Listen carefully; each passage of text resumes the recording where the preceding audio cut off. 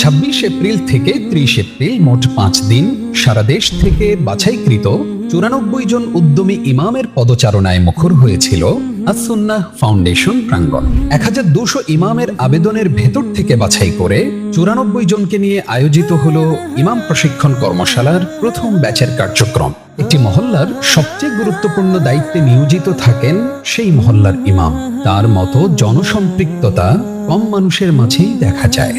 ইমাম কেবল নামাজের ইমামতি করেন না, সাধারণ মানুষের সুখ দুঃখ, পরামর্শ ও দ্বীনি দিক নির্দেশনার প্রধান কেন্দ্রবিন্দু তিনি। তাই সমকালীন চ্যালেঞ্জ মোকাবেলা ও দ্বীনি দাওয়াতকে আরো কার্যকর ও গতিশীল করতে গভীর ইলমের পাশাপাশি জাগতিক বিষয়েও দক্ষ হওয়া অপরিহার্য।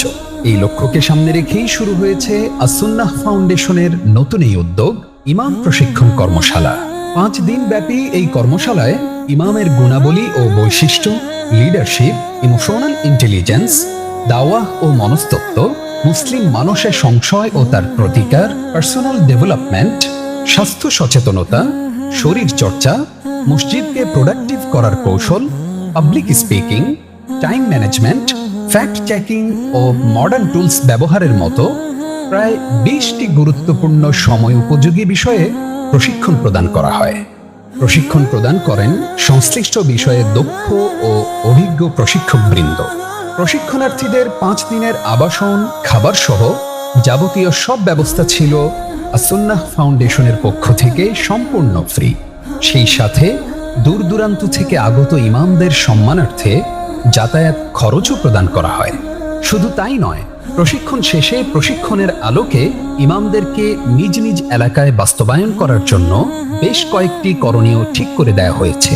পরবর্তীতে ইমামদের পারফরমেন্সের ভিত্তিতে আদর্শ মসজিদ ও শ্রেষ্ঠ ইমাম বাছাই করা হবে। আর হ্যাঁ, ইমাম প্রশিক্ষণের এই আয়োজন নিয়মিত চালু থাকবে ইনশাআল্লাহ।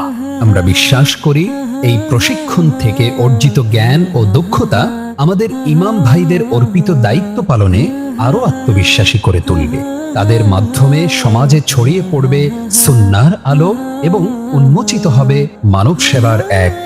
আমার আসাতেজা একরাম এখানে উপস্থিত আছেন, তাদের সামনে কথা বলা আমার জন্য একটু কষ্টের, একটু অস্বস্তির, কিন্তু তারপরেও আসাতেজা একরাম, শিক্ষক বৃন্দের নির্দেশ, সেটা মান্য করাটাও আমার জন্য গুরুত্বপূর্ণ। সেজন্য কিছু কথা সবক শোনানোর নিয়ত করে আমি পেশ করছি।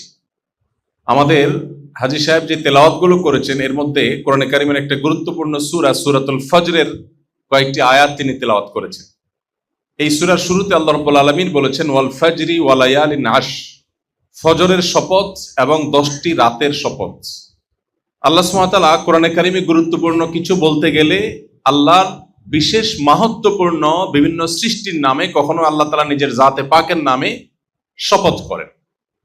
আল্লাহ ছাড়া যদিও আমাদের জন্য, বান্দাদের জন্য গায়রুল্লাহর নামে, আল্লাহ ছাড়া অন্য কোনো কিছুর নামে শপথ করা জায়েজ নাই। নবী করিম সাল্লাল্লাহু আলাইহি ওয়াসাল্লাম বলেছেন, মান আরাদা আন ইয়াহলিফা ফালইয়াহলিফ বিল্লাহি আও লিয়াসমুত। কেউ শপথ করলে, কসম করলে আল্লাহর নামে করবে, আর না হলে চুপ থাকবে। আল্লাহ ছাড়া কারোর নামে শপথ করা জায়েজ নাই। কিন্তু আল্লাহ রাব্বুল আলামিনের শান এটা, শুধু তার জন্য এটা স্পেশাল যে তিনি তার বিশেষ বিশেষ সৃষ্টির নামে শপথ করেন গুরুত্বপূর্ণ কথা বলবার জন্য।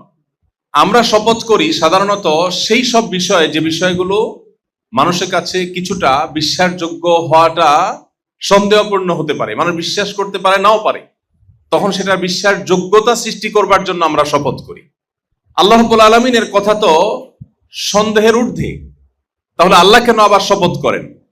তো এর অন্যতম কারণ হিসাবে মুফাসসিরিন ইকরাম যে সমস্ত কারণ উল্লেখ করেছেন, তার মধ্যে শীর্ষে একটি কারণ হলো এটি যে আল্লাহ রাব্বুল আলামিন যে গুরুত্বপূর্ণ কথা বলার আগে শপথ করেন, এই কথা এত গুরুত্ব